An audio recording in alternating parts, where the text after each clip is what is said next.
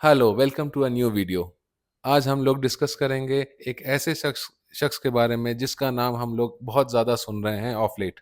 Of late ये news में इसलिए हैं क्योंकि एलिजिडली इनके घर में अराउंड 15 करोड़ रुपीस का कैश मिला गया है और ये तब पता चला था जब उनके घर में आग लग गई थी और इस आग को बुझाने जब फायर फाइटर्स पहुंचे गए थे। ये सच है या गलत है इस बारे में मैं नहीं जाऊँगा, लेकिन बस बस इस वीडियो का ये मकसद है कि मैं आपको बता सकूँ कि अगर कोई ऐसा सिचुएशन आ जाए, जहाँ पे एक हाई कोर्ट या सुप्रीम जज को उनके पोज़ीशन से हटाने की आवश्यकता आ जाए, तो क्या प्रोसीजर फ़ॉलो किया जाता है, वो इस वीडियो में मैं आपको बताऊँगा।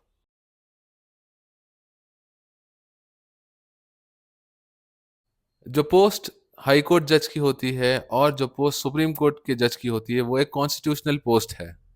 जो इंडियन कॉन्स्टिट्यूशन है वो जजेस के अपॉइंटमेंट के बारे में बताता है और वो प्रोसीजर भी प्रिस्क्राइब करता है कि इन जजेस को हम लोग अगर रिमूव करना चाहें तो पार्लियामेंट कैसे रिमूव कर सकती है। जो आर्टिकल 124(4) है इंडियन कॉन्स्टिट्यूशन का और आर्टिकल 217 जो है इंडियन कॉन्स्टिट्यूशन का, ये डील करता है इम्पीचमेंट ऑफ जजेस of supreme court as well as of high court respectively.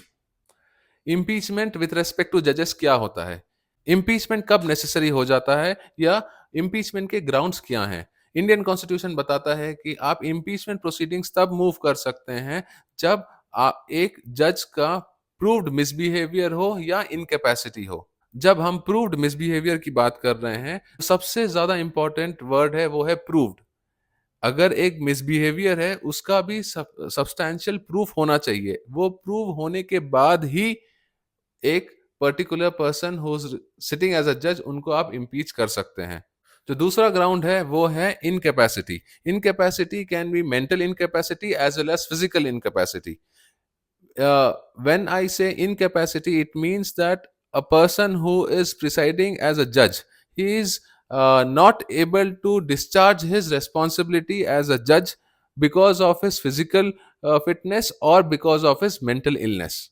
इन दोनों केसेस के लिए मेडिकल बोर्ड कॉन्स्टिट्यूट किया जाता है और जब मेडिकल बोर्ड सर्टिफाई कर देता है that a particular person is not fit to be a जज, only then can he be impeached. Impeachment of a जज is not a simple procedure. यहाँ यूजुअली क्या होता है कि अगर कोई भी डिसीजन लेना है पार्लियामेंट में, लोअर हाउस में या अपर हाउस में, तो वो लिया जाता है सिंपल मेजोरिटी की बेस पे। लेकिन अगर proceedings is with respect to impeachment of a particular judge, that is a high court judge or a supreme court judge, तब जो स्टैंडर्ड ऑफ प्रूफ है और जो वोटिंग है वो भी डिफर करती है। और जो वोटिंग होती है वो होती है स्पेशल मेजोरिटी में। स्पेशल मेजोरिटी ये होती है जहां पे जो हाउस की कैपेसिटी है वो 50% से ज्यादा होनी चाहिए और जितने लोग प्रेजेंट हैं और वोट कर रहे हैं उनका जो वोट रेजोल्यूशन है वो पास होना है 2/3 मेजोरिटी से, मतलब 66.6% के रेशियो से पास होना है। Only after both the houses have passed a resolution in favor of the impeachment, then comes the role of the president who can confirm the impeachment by putting his or her seal to it.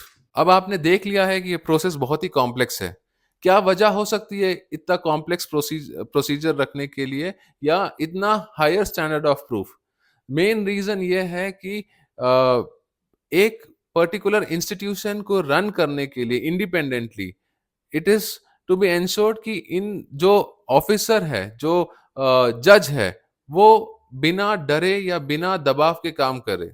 जितना मुश्किल होगा impeach करना उतना independent होगा एक particular जज। कई बार ऐसा हो सकता है कि किसी पर्टिकुलर पार्टी को एक पर्टिकुलर जज का डिसीजन पसंद ना आए, तो वो हो सकता है कि वो एकदम से इम्पीचमेंट मोशन मूव कर दे। तो ये सब अवॉइड करने के लिए जो स्टैंडर्ड रखा गया है वो है 2/3 मेजोरिटी और जिसको बोलते हैं स्पेशल मेजोरिटी। अब एक इंटरेस्टिंग बात आपको बताता हूं। जब से इंडिया इंडिपेंडेंट हुआ है तब से बहुत कम बार इम्पीचमेंट मोशन मूव हुआ है।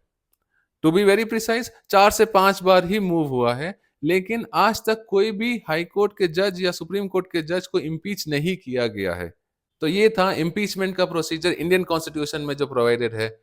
Hope you have learn something new today. Thank you for watching. Stay tuned.